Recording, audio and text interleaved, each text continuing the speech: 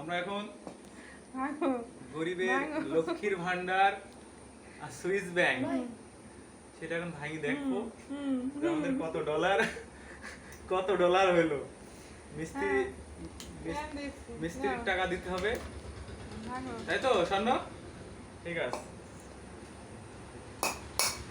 এই ভেঙে গেছে। এমন ভিডিও এটা আছে তো